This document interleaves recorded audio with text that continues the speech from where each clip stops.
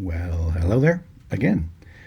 We are back, and today we are going to talk about two chapters in the Book of Mormon, in the book of First Nephi, chapters 6 and 7. It's a short one and a medium-sized one. So let's start with chapter 6 here really quick. Now, chapter 6 is this is Nephi, who is explaining a little bit about the organization of his records. So there isn't a lot of doctrine in this one. We're going to move through it really quickly. Nephi had several different sets of golden plates that he would scratch his writings into. And what he is explaining to us is that he's not going to go into super big detail on his father's account because his father was keeping his own separate record. He's just kind of touching on the highlights. And we'll talk more about that later because that's a very interesting little story. And so he's just kind of saying, so I'll just sort of sum it up by saying we're, as far as the genealogy goes, we're descendants of Joseph, which he had already mentioned. And so now he's explaining that he's really not attempting to give a full historical account of what's going on, that he's really trying to focus on the spiritual aspects of it, their struggles and their revelations and their what transpired that helped them to kind of work through from a spirituality and in those respects, if that makes sense.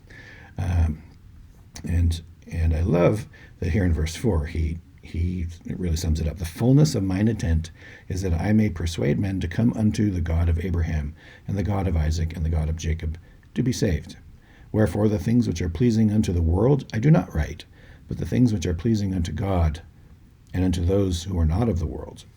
Wherefore, got to move that out of the way, I shall give commandment unto my seed, meaning his posterity after him, that they shall not occupy these plates with the things which are not of worth unto the children of men. It's been interesting. People will say, well, hey, this Book of Mormon, there's not enough information in here. Like there's hints that tie it to, maybe they, like physical evidences, or hey, is this, the ancient inhabitants of, is it these people or those people, or what about these old relics or those old relics? And why doesn't this book give more information so that we can literally tie it in there better? And I think the answer to why is there's some simple answer of because I don't think the Lord necessarily intended that we should stop at the point of physical and mental acknowledgement in terms of the truthfulness of this book. What if all the evidence was completely there? Oh yeah, there it is. Look at that. Here's a big rock, and it says Nephi was here. If we absolutely knew by physical evidences everything that the whole book was legit, then remember the previous one? We'll stop short because there's knowing in your mind through the things that you observe, but then there's the deeper knowing of the Spirit. And so if the Lord fully satisfied our minds by every bit of evidence that we could ever want, how many of us would just sort of stop there? We'd say, oh, yeah, okay, it's good, and look no further and miss out on that much deeper, much more important knowledge and conversion that comes through the Spirit, right? So I am grateful that Nephi followed the Lord's counsel and stuck to just the spiritual with just a little hints of the historical or the practical to help us to understand and apply what we're reading. Anyway, so I love this next story. So you'll remember, the family of Lehi, they left Jerusalem. They came 3 days out into the wilderness and they stop. And Lehi says, boys, I need you to go back to Jerusalem to get the brass plates of Laban. And what do Laman and Lemuel say? Oh, it's a hard thing, because it was a hard thing, but still they're complaining, why do we have to do this? But they do it, and that's that whole previous adventure. They go and they come back, and miracles, and they lived barely, but they did it. And now, so they're all back together again, still in that same spot 3 days out in the wilderness. And now Lehi has another dream, or another, the Lord speaks to Lehi again and says, now I need you to go back again.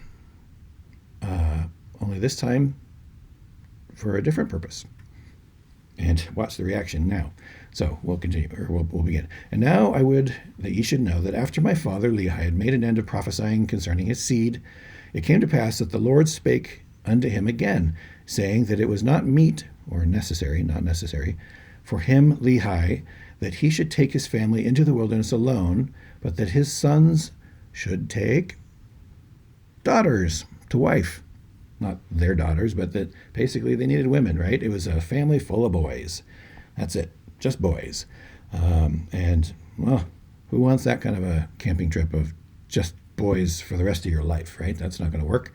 And so the Lord is saying that they should take daughters, or go fetch another family that has daughters, so that they can marry, and that they might raise up seed, again, posterity, unto the Lord in the land of promise. So, he's saying, hey, go back and get some girls, women. And it came to pass that the Lord commanded him that I, Nephi, and my brethren, the same complaining, uncooperative, abusive brethren, should again return unto the land of Jerusalem and bring down Ishmael. So he had someone very specific in mind. Bring down Ishmael and his family into the wilderness. And it came to pass that I, Nephi, did again, with my brethren, go forth into the wilderness to go up to Jerusalem. It doesn't tell us exactly what Laman and Lemuel did say, but it does. There's no indication that there was any griping this time. So, what? Go get scriptures? Ugh. Oh, what? Go get girls? Okay, here we go. So off they go. And it came to pass that we went up to the house of Ishmael, and we did gain favor in the sight of Ishmael, insomuch that we did speak unto him the words of the Lord. And it came to pass that the Lord did soften the heart of Ishmael, and also his household, insomuch that they took their journey with us down into the wilderness to the tent of our father. So see here again, in the scriptures, in all scriptures, there will be points where somebody, whether it's the Apostle Paul or whoever, different prophets, will describe what they call the gifts of the Spirit. Right? These are the things, the gifts that we as individuals may be granted through the Spirit. And it's interesting that they will describe there's the gifts. Basically gifts of faith, different kinds though. The gift to be able to have faith, the gift to be able to believe, the gift to be able to believe the words of another. And these are all separate gifts. And so isn't it interesting that, we have Lehi and Nephi, and they have the gift of being able to have a sensitivity, a spiritual sensitivity, and an ability to hear the words of the Lord, and to hear his promptings, and to then take that and have more deep, direct spiritual experiences with him. And that was a gift that Sariah did not share to a very good extent, and Laman and Lemuel definitely didn't share it at all.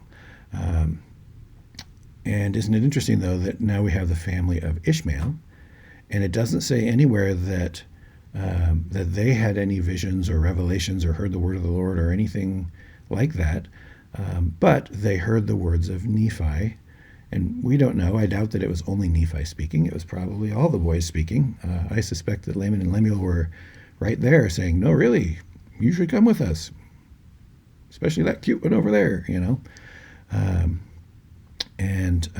But just through hearing their words, and then it says that the Lord did soften the heart of Ishmael, right, and also his household, that they did it. They went along too. Hey, yep, we're going to leave our stuff and go, and we'll never come back. Got to hand it to Ishmael and his family. That took a lot of faith to be able to take such an action like that from what you could call a second-hand witness, right? They didn't have their own burning bush. They were okay with what Nephi and his brethren shared with them, and then to receive whatever softening that the Lord provided of their hearts. Does that make sense? So we'll continue. And it came to pass that as we journeyed in the wilderness, behold, Laman and Lemuel, and two of the daughters of Ishmael, And 2 of the sons of Ishmael and their families did rebel against us, yea, against me, Nephi, and Sam, and their father Ishmael, and his wife, and his 3 other daughters. So if you do the math, so there's Ishmael and his wife, and there's Nephi and Sam, the 2 righteous brothers. And remember, we also have Zoram, who came over. He was the servant of Laban.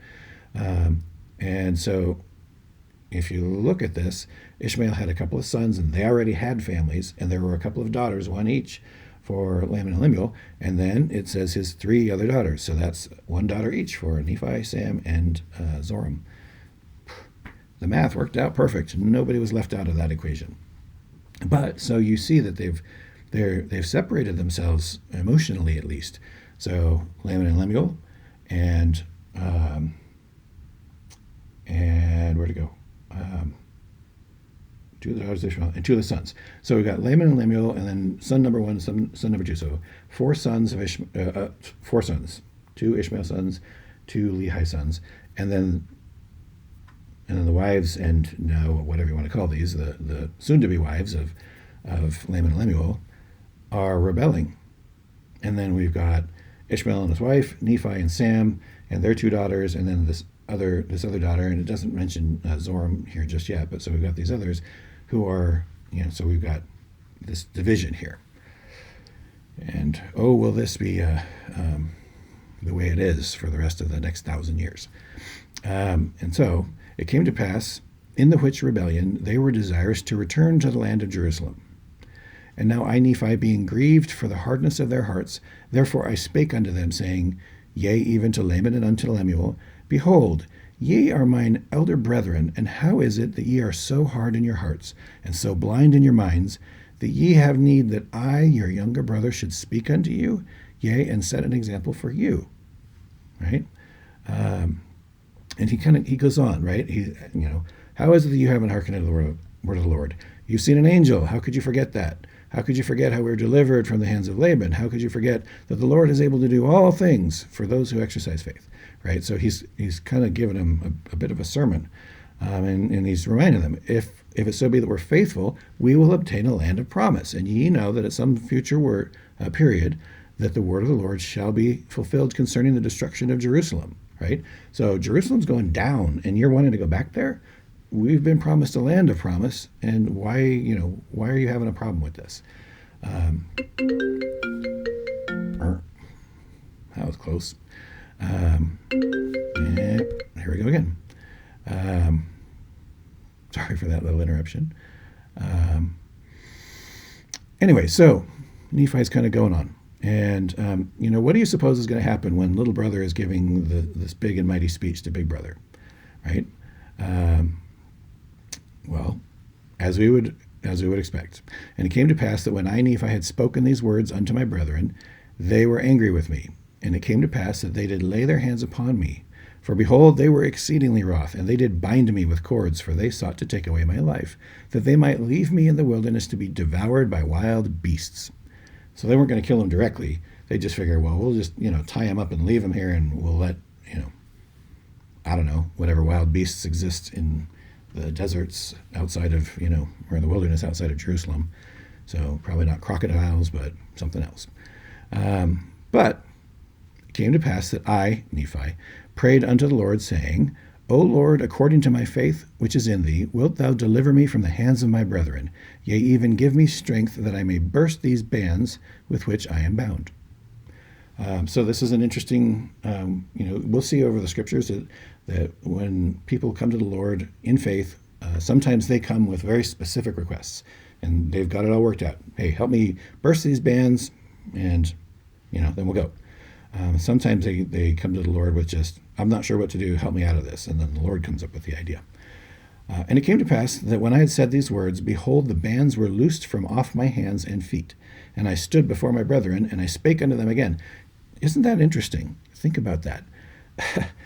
Okay, you're the little brother. You gave the speech to the big brother, and what do? They tied you up, right?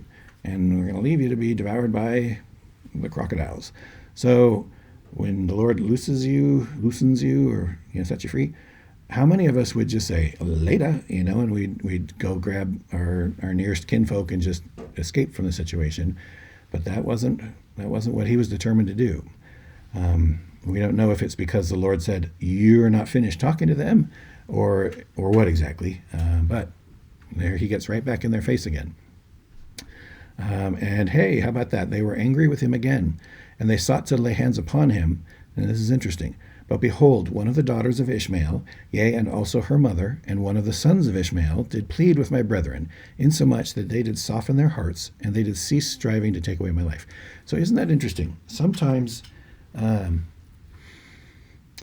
Lord is able to touch the hearts of people through other people, right? Sometimes some people are so hardened that they're just not going to see it themselves. They just refuse to see the truth, no matter how blatantly it's staring them in the face. And there's nothing that you or I can do to change their mind. It is just not going to happen. And guess what? Maybe it truly isn't going to happen like that. There's nothing that that I can do to soften the heart of this person over here. It's just not going to happen. But that is not to say that maybe a third person, someone else, that the Lord can work with somebody else to soften the heart of this person over here, right? And so, once again, this is an interesting lesson for all of us. Never give up on somebody, right? Because even though you might not be able to be successful, like maybe there's no way, and the Lord doesn't even intend for there to be a way, but maybe he will make arrangements through somebody else. And that's what happened here. So, neat little mini, story inside the story. And so the Lord had softened the hearts of these others, and they had the key to unlock the heart of Laman and Lemuel, for whatever reason. And so as he continues, and it came to pass that they, Laman and Lemuel, were sorrowful because of their wickedness, insomuch that they did bow down before me and did plead with me that I would forgive them of the thing that they had done against me. So it doesn't call it right out and say it, but it's as though Laman and Lemuel were just like, they were just not thinking clearly, right? And that they came to themselves once these others were able to kind of snap them out of this strange, funk that they were in, or rage, that once they were able to kind of have a more clear frame of mind, that they were able to see what they did, and that they were able to feel genuine sorrow, and that they really did try to gain Nephi's forgiveness. And what a lesson to all of us, that, verse 21, Nephi, he says, it came to pass that I did frankly forgive them all that they had done. And I did exhort them that they would pray unto the Lord their God for forgiveness. And it came to pass that they did so. So see here again, it's so easy to just say, nope, Laman and Lemuel, they're just wicked to the core, they're goners. I don't think so. They were troubled for sure, but they had their moments, and so and it came to pass. So here's Nephi saying, urging them to pray unto the Lord for forgiveness. He's saying you need the Lord's forgiveness, not my forgiveness, and then they acknowledged that and they did it. And after they had done praying unto the Lord, we did again travel on our journey towards the tent of our father. And it came to pass that we did come down unto the tent of our father, and after I and my brethren and all the house of Ishmael had come down unto the tent of my father, they did give thanks unto the Lord their God, and they did offer sacrifice and burnt offerings unto him. That must have been a bit of a party, a very happy celebration to have them all together, and to see that everyone would be whole. They would have a partner, a spouse to go through this adventure with, that the two sets of parents had all of their children there together with them, and that they could see. A parent doesn't want just their child to be okay. They want to see their child prosper, to be married and grow, and grandkids. Don't have any of those yet. Anyways, so what a great story. What a great story. And there's a lot of, there's those lessons for us, because we all find ourselves, acting out of our minds with rage or with, whatever it might be, pride, who knows. And we need to allow ourselves to listen to, the voice of the Lord, listen to those around us. How often does the Lord Instead of sending an angel, he'll send a neighbor or a friend or who knows what. But we need to be sensitive to those, and we need to have faith if we're the person who's praying for the softening of the heart.